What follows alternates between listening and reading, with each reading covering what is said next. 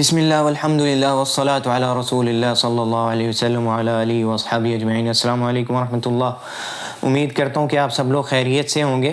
میں آپ کو ویلکم کرتا ہوں اس نئے یوٹیوب چینل پہ جس کا نام ہے موضوعات دین ود سعد۔ انشاءاللہ یہ اب ہم سٹارٹ کر رہے ہیں۔ ایک نیا آغاز ہے اور اس کے پیچھے کافی وجوہات ہیں۔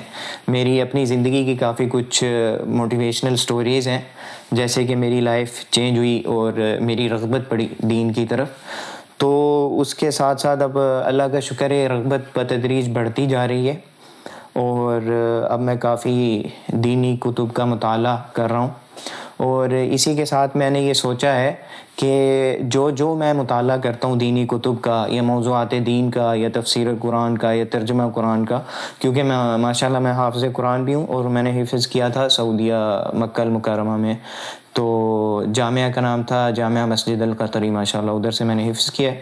تو تفسیر اور ترجمہ قرآن میں میرا کافی تجربہ ہے اس میں۔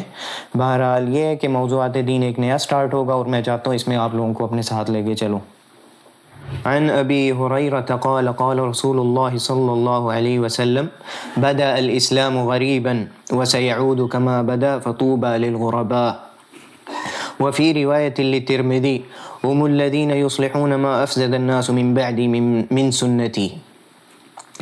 اس کا ترجمہ جو ہے بروایت ابو ہریرہ رضی اللہ عنہ ہے، رسول اللہ صلی اللہ علیہ وسلم نے فرمایا، دین کی ابتدا اجنبی ماحول میں ہوئی اور وہی ابتدائی دور پھر لوٹ آئے گا، تو بشارت اور مبارکباد ہے اجنبیوں پردیسیوں کے لیے۔ اور ترمذی کی ایک اور روایت میں ہے، اور یہ وہ لوگ ہیں جو اس بگاڑ کو درست کریں گے جو میرے بعد میری سنت میں رونما ہوگا۔ اسی کے ساتھ آگے ایک حدیث ہے، عن ابی ہریرہ رضی اللہ عنہ قال قال رسول اللہ صلی اللہ علیہ وسلم من تمسک بسنتی عند فساد امتی فلہ اجر 100 شہید۔ اس کا ترجمہ ہے بروایت ابو ہریرہ رضی اللہ عنہ، رسول اللہ صلی اللہ علیہ وسلم نے فرمایا، جس نے میری امت کے فساد کے وقت میری سنت کو مضبوطی سے تھامے رکھا، اس کے لیے 100 شہیدوں کا ثواب ہے۔ اس کی وضاحت کی طرف چلتے ہیں، لیکن سنت پر عمل کرنے کی صحیح شکل یہ ہے کہ الاہم فالاہم اور الاقدم فالاقدم کا ضابطہ ملحوظ رہے۔ یہ نہ ہو کہ دین کی بنیادی سنتیں پامال ہو رہی ہوں اور ہم شاخوں میں الجھ کر رہ جائیں۔ اس سے بڑھ کر غیر حکیمانہ طرز عمل اور کیا ہو سکتا ہے۔ اچھا، توضیح کی طرف اگر ان حدیث کی ہم توضیح کی طرف چلیں تو اس میں یہ ہے کہ آپ صلی اللہ علیہ وسلم کا جو فرمان ہے کہ دین کی ابتدا اجنبی ماحول میں ہوئی، اجنبی ماحول میں دین کی ابتدا ہونے سے ہم یہ مفہوم لے سکتے ہیں، آپ صلی اللہ علیہ وسلم نے یہ فرمایا کہ جب دین اسلام آیا، آپ صلی اللہ علیہ وسلم کو اللہ تعالیٰ نے رسول بنا کے بھیجا، تو دین اسلام ایسے تھا کہ ایک اجنبی کے طور پہ تھا۔ ایسے ہے جیسے کوئی اجنبی مسافر کسی دوسرے ملک سے کسی نئے ملک میں جائے، وہ تو لوگوں کے لیے اجنبی ہوگا۔ ایسے ہی دین اسلام جب ایک نیا دین اللہ تعالیٰ نے آپ صلی اللہ علیہ وسلم کے ذریعے انسانوں کے لیے بھیجا، دین کا پیغام بھیجا اسلام کا، تو اسلام ایک اجنبی دین تھا لوگوں کے لیے۔ اسلام کو کوئی جانتا نہیں تھا، پہچانتا نہیں تھا، تو کافی مشکل دور تھا ان لوگوں کے لیے جو شروع میں ایمان لے کے آئے، جنہوں نے اسلام قبول کیا، آپ صلی اللہ علیہ وسلم کے ساتھ کھڑے رہے۔ ان پہ آپ لوگوں کو پتہ ہوگا مشرکین مکہ کا بڑا ظلم رہا ہے، اور انہوں نے کتنی اذیتیں سہ کر اسلام کا جو بول ہے وہ بلند کیا، ماشاءاللہ۔ تو آپ صلی اللہ علیہ وسلم نے کہا کہ اب ایک دور ایسا آئے گا کہ دوبارہ دین اسلام جو ہے وہ اجنبی ہو جائے گا۔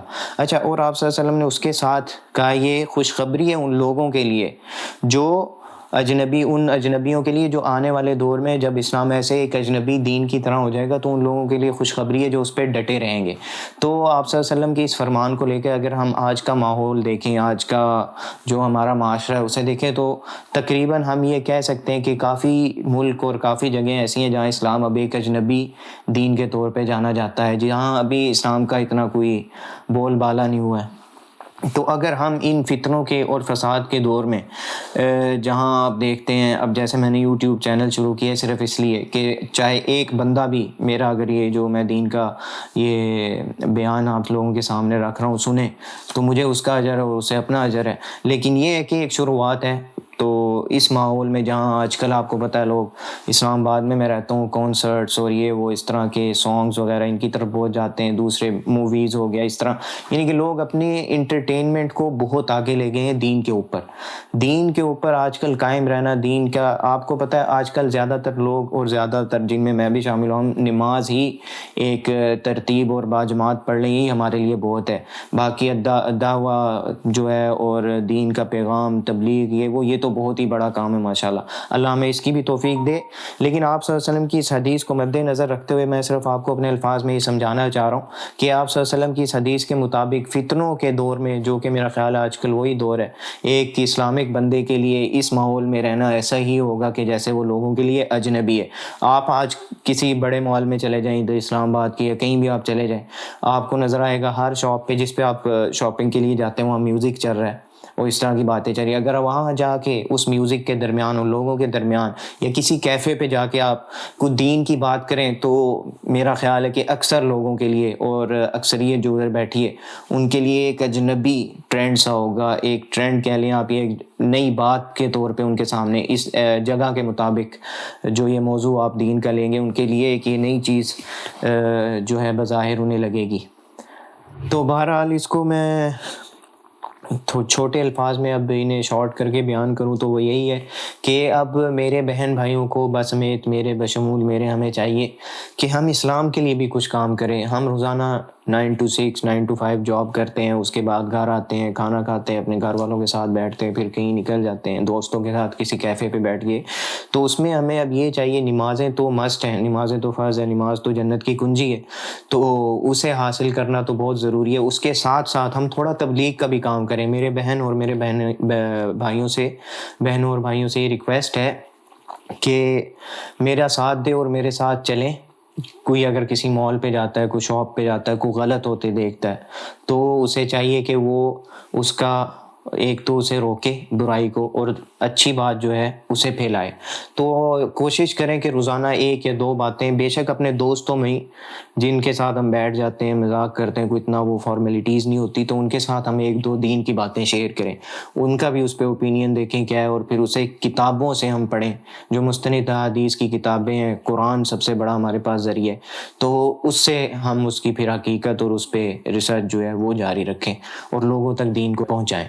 تو میرا خیال ہے آج کا یہ چھوٹا سا ہی موضوع ہم رکھتے ہیں آج کی ویڈیو کے لیے, کیونکہ ابھی یہ میرا بھی ایک نیا سٹارٹ ہے. تو انشاءاللہ ٹائم کے ساتھ مجھے بھی تھوڑی یہ کیمرے کی عادت ہو جائے گی اور ایک اچھے انداز میں آپ کے ساتھ چلتا رہوں گا. بہرحال آج کا یہ موضوع ہم یہیں ختم کرتے ہیں. انشاءاللہ اگلی دفعہ میں کسی اور اچھے موضوع کے ساتھ آتا ہوں. کوشش یہی ہوگی کہ 3 سے 4 ویڈیوز جو ہیں ویکلی میں اپلوڈ کروں اپنے یوٹیوب چینل پہ. جیسے جیسے سبسکرائبرز یا ویورز بڑھتے جائیں گے اس کے ساتھ انشاءاللہ ہم مزید بہتری کی طرف جائیں گے.